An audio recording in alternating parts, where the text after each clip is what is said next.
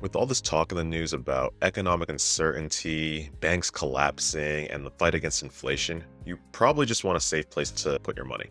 And in searching for that, you might have come across an investment asset that claims to yield a whopping 6.89% guaranteed return called I bonds. Now, that almost seems too good to be true, and it's natural to ask, what's the catch? So, in this video, I'm going to go over that and explain what I bonds are, as well as the pros and cons of investing in them.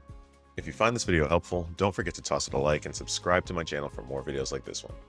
I bonds, also known as Series I savings bonds, are a type of savings bond issued by the US Treasury Department designed to protect you from inflation. Since these bonds are backed by the federal government, they're considered to be a low-risk investment since the interest they pay out is guaranteed unless the government shuts down. The interest rate on these bonds have two components. The first is the fixed rate, which doesn't change while you hold the bond, but has been close to zero for the past decade, so we won't talk about this much. The second piece is the variable rate, which the US Treasury sets every 6 months at the beginning of May and November each year based on inflation. Now, inflation is where the I in I bonds comes from. If inflation is high, the variable rate will also be high, bringing the overall interest rate on this bond higher. But the inverse is true as well. When inflation is lower, then the interest on these bonds will also be lower. At the time of this video, the fixed rate on I bonds is 0.4%, and the 6-month variable rate annualized is about 6.48% rounded, which makes up that combined rate of 6.89%. Keep in mind that you can only invest up to $10,000 a year in I bonds online.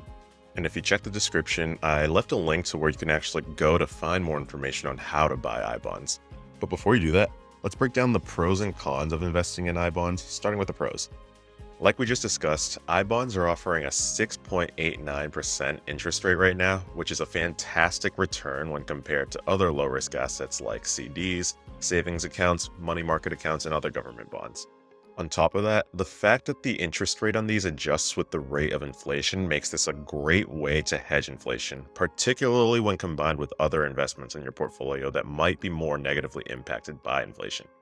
Another benefit is that you don't have to pay state or local taxes on the interest you earn on I bonds. You only need to pay federal taxes, and these taxes are only paid when you cash out or when the bond expires after 30 years.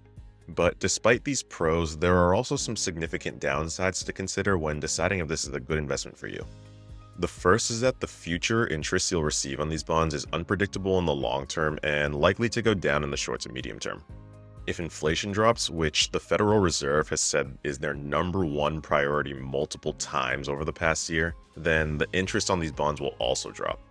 Last time the Treasury announced interest rates for I bonds back in November, inflation was at 6.48%.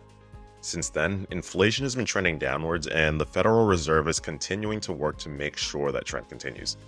So while I can't say for sure, it's likely that the interest rate on I bonds will go down a bit when the Treasury announces the new rate in May.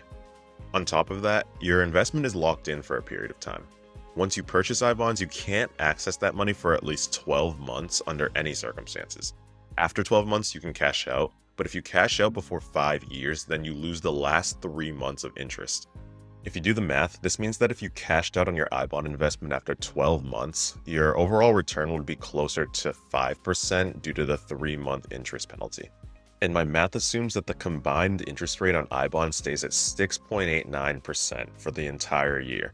But if the rate goes down in May, which as I said before, it likely will, then the overall return in this scenario would be even lower, making the return more comparable to 12-month CDs many banks are offering right now. Which leads me to the third downside, which is that there are other standalone investment options out there that can offer higher returns, especially if you have a higher risk tolerance or time horizon. While the rates that are being offered on I bonds are great now, they won't be like this forever. And looking at what the interest rates on I bonds have looked like over the past decade when inflation was at normal levels, you see that these bonds typically pay out anywhere between 0 and 3.5%. So long term, assuming the Federal Reserve is able to bring back inflation down to their target of 2 to 2.5%, the interest you can expect from I bonds should also come back down to where they've been over the past decade. So while right now I bonds are offering outstanding guaranteed returns for investors, they aren't for everyone at the current rates. They make a great addition to a portfolio that otherwise would be negatively impacted by high inflation. But as a standalone investment, the results will depend on how long this period of high inflation lasts. If you think the high inflation we've had over the past year is here to stay for much longer, then investing in I-bonds makes sense. But if you think inflation will continue on this downward trend that the Federal Reserve has been pushing for, then you might be better off putting your money in something like CDs or high-yield savings accounts if you're seeking safe returns.